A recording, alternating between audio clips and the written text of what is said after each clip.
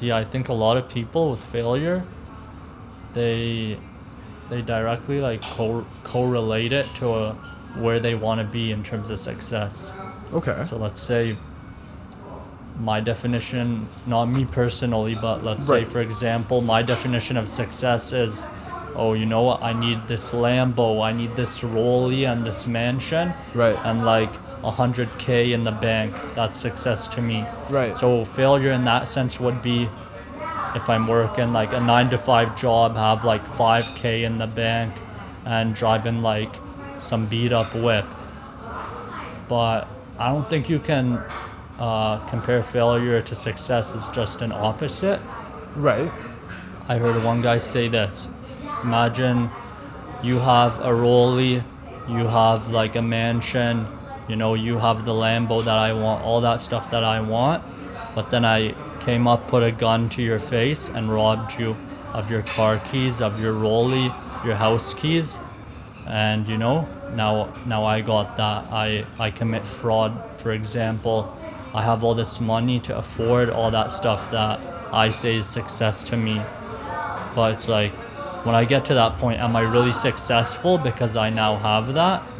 True. Am I not a failure anymore? True. No, in my eyes personally, if someone did that, committed fraud and you know, bought all this stuff, it's like, I think they're a failure more than the guy that's like barely getting by, but he's like honest in True. how he did it.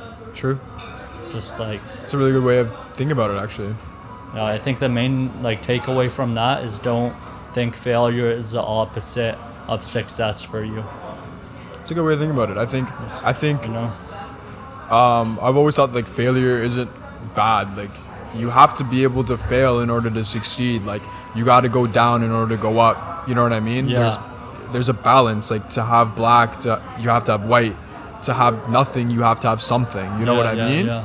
And I feel like a lot of people take the idea of failing, whether it's in school or whether it's even in business, they just take it so awfully, and people aren't very used to the idea of failing and how to fail. You know what I mean? Like I think that's really important. Is how do you fail? Yeah. And I think personally, it's like you fail by assessing it, by addressing it, and by accepting it. You know what I mean? 3 A's, like AAA I just came up with. Like, Yeah. but yeah, no, you just have to be able to look at it and understand what went wrong, what you did wrong, and how to improve the next way, you know? And I feel like a lot of people can just say that, because I've heard a lot of people saying it, but it's like, can you really take that L and be okay with it? Like, I've taken many L's in school, you know, taken many L's in life, and it's just like, you got to keep going, bro. Like, you can't just let that hold you back. And are you going to learn from it is the question.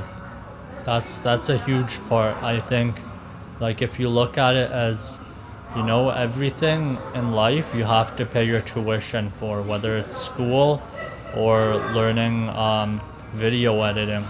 Yeah. You know, if like I had like a 40-hour project on Premiere crash on me, I had to start from the start. Yeah. Shut up. And I just saw that as, you know, I'm just paying my tuition to the game. I'm paying it towards learning how to video edit and all.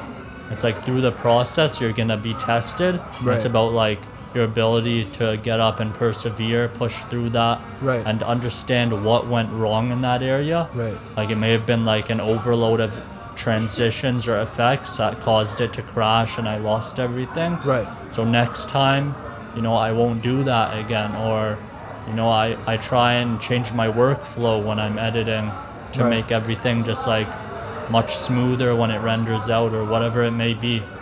It's about learning from it and, you know, trying not to make that same mistake again. Yeah. That's what life really is, right? Just Right, learning right. from it.